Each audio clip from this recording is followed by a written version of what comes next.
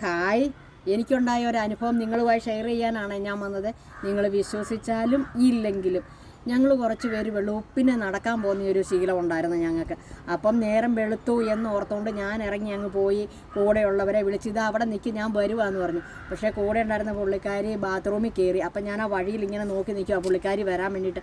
ഞാൻ നോക്കുമ്പോൾ ഉണ്ടല്ലോ ഒരാളിങ്ങനെ നടന്ന് വരുക. അപ്പം ഞങ്ങൾ എന്നും വെളുപ്പിനെ നടക്കാൻ പോകുമ്പോൾ ഒരു ചേട്ടൻ ഫസ്റ്റിലെ മിൽമയിൽ പാല് മേടിക്കാൻ പോകും, ഒരു 5:30 ആകുമ്പോഴത്തേനും. അപ്പം ഞാൻ വിചാരിച്ചു ആ ചേട്ടനാണ് വരുന്നതെന്ന് ഓർത്തു.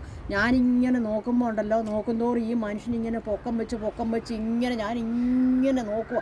അപ്പം അതിഭയങ്കരൻ ഒരു മനുഷ്യൻ, ഒരു കോല് പോലെയുള്ള ഒരു മനുഷ്യൻ ഇങ്ങനെ നിൽക്കുക, പൊങ്ങി ഇങ്ങനെ വരിക.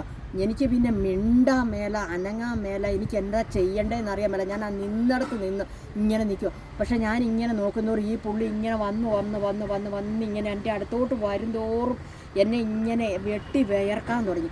ഞാൻ എന്നിട്ട് എന്നാ ചെയ്ത് ഇങ്ങനെ നോക്കിക്കൊണ്ടിരിക്കുക. എനിക്ക് പിന്നെ കാഴ്ച കാണാൻ മേല, എടുക്കാൻ മേല. പക്ഷേ ഞാനിങ്ങനെ നിൽക്കുന്നതോറും ഈ വ്യക്തി ഉണ്ടല്ലോ അന്തരീക്ഷത്തിൽ അലിഞ്ഞില്ലാതായി അങ്ങ് പോയി.